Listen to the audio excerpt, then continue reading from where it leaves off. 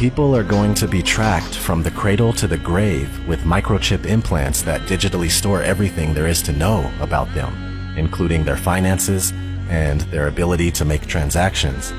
That's why I tend to think that the microchip might be the mark of the beast.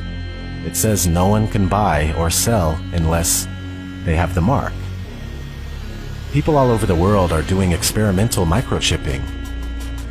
Not to mention what's happening now with ID 2020. We're also moving towards a cashless society with every day that passes. This pandemic is carrying multiple agendas forward. The push for centralized control of information, which is censorship and narrative control. The cashless agenda forming out of the economic crash taking place right now, and the fear of passing germs through the use of physical money. Martial law quarantines, mandatory vaccination, and digital identification via microchipping. This situation is the biggest show of force and seizure of power that anyone alive today has ever seen in their lifetime. This is very serious. Life is not going back to normal ever again.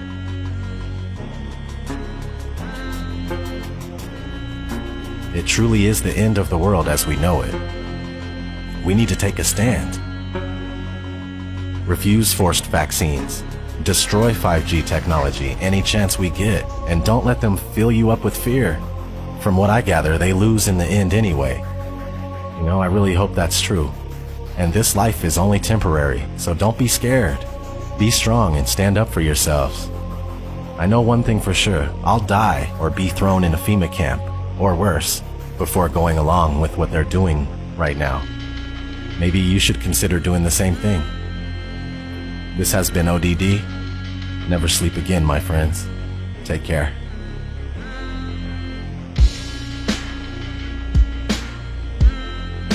So this is where the microchip implant story begins. You will be chipped, it's just a matter of time. A small firm recently embedded microchips in their employees as a way to bypass company badges and corporate logons and to get attention for their cafeteria kiosks, which are available on a cashless payment plan like Apple Pay. The latest office innovation is a microchip implanted in the skin and designed to replace the traditional keypad for opening doors, using the copier, even buying food in the cafeteria. Employees at a vending company are going from the assembly line to front of the pack to get microchipped. Do you think this is the future? It is the future, and we look at this as being responsible. The implant, which has been FDA approved, is the size of a grain of rice and is injected under the skin between the thumb and index finger by a licensed piercer. I think it's the wave of the future, that we'll all have implanted chips that have our medical records. So you would do it? Sure. Okay. You're carrying around a phone anyway. This is a microchipping party. Hannah's getting an electronic chip implanted into her hand. So congratulations, Hannah. Thank you. You've been chipped? Yes, I have. How does it feel? It feels good. I'm excited to see what I'll be able to do now. Can I touch it? Yeah, you can feel it there. I feel like this is the future. The next big thing that's going to happen. A tiny microchip like this inserted just beneath the skin in their hands.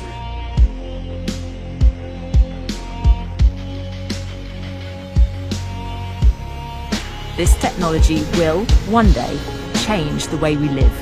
But in the future, we will all be chipped. In Sweden, the microchips are already here. The microchip implants use the same technology that's in contactless credit cards, which have made cash pretty much obsolete in Sweden. No cash. Is a cashless society inevitable? How long will it take before we're cashless? Many countries are fast moving towards a cashless society. Between 2000 and 2015, non-cash payments in the U.S. grew by almost 400%. Venmo, the mobile app where people can pay each other on a smartphone, now processes $2 billion a month. This year, Apple added similar payment capabilities in iMessage. These free services are so popular, 30 major banks recently launched a competing product called Zelle. It would be better if we were more like Sweden, where cash has nearly been phased out. And the U.S. will get there too in another 5 or 10 years. There's no question that cash, is in its last era. China's cashless revolution has happened in just 3 years. In order to avoid the risk of transmission through physical handling of money, we encourage the use of cashless transactions, such as mobile money, M-Pesa and otherwise, and credit cards. Well, health experts say the coronavirus can live on surfaces like cash for up to 10 days. That has many people worried about shopping and other everyday tasks. The standard narrative in society is that cashlessness, quote-unquote cashlessness, is a sort of organic process just percolating from the bottom up by ordinary individual people who are just sort of making these organic decisions to switch to this other thing, right? Now this is pure, if you want to, like this is a pure, to put it crudely, capitalist ideology, corporate capitalist ideology, where essentially you always want to focus attention on the small person in society, quote unquote, the consumer. All right, the sort of like random person who wanders around in markets who apparently controls what's going on in the world. All right. Of course, if you actually go and ask any person in society how much agency do you believe that you had in the emergence of this technology, almost nobody believes they had anything to do with the emergence of the technology. All right. What actually happens is that large-scale institutions push the stuff onto you for various commercial reasons and various other reasons. And the large-scale institutions love to disguise themselves and just never talk about themselves as if they're just not there. All right. So the story about the war on cash is a bunch of us who are trying to say, actually, over the last few decades, large-scale institutions, banks, payments companies, governments have all been actively eroding the cash system to slowly make it more and more likely that you're going to quote-unquote choose to go to the digital systems. Okay. Now you might believe that you're choosing this, but actually the whole environment is being structured in a way that makes you more and more likely to do it. The biblical entry point for any discussion of the one world economic system, a cashless society, and end-time prophecy is Revelation 13:16-18. He causes all, the small and the great, the rich and the poor, and the free men and the slaves to be given a mark on their right hand or on their forehead. And he provides that no one should be able to buy or to sell except the one who has the mark, either the name of the beast or the number of his name.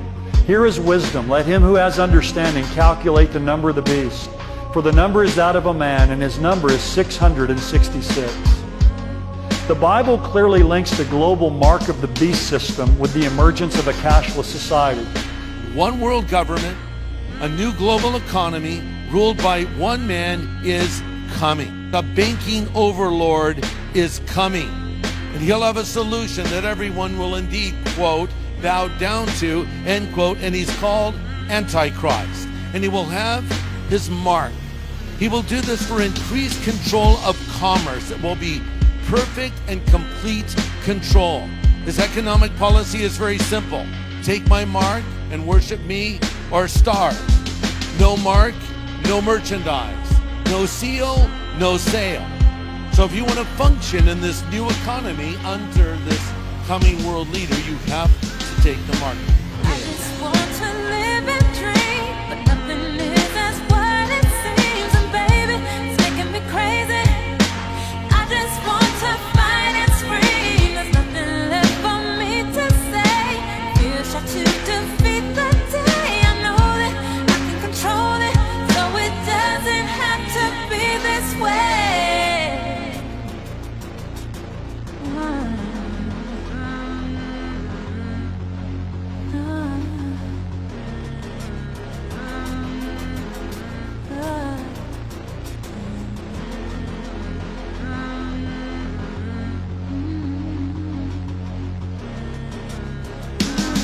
I refuse to just go quietly into the night. There's forces of darkness at work and they're restricting the light. I'm so fed up with the lies, they tell us this isn't right. It's ODD TV, you best believe I'll get up and fight. This is my plight, I'll never let you cowards get the best of me. Took the red pill, now it's time to fulfill my destiny. Living like I'm Neo, dipping from my P.O.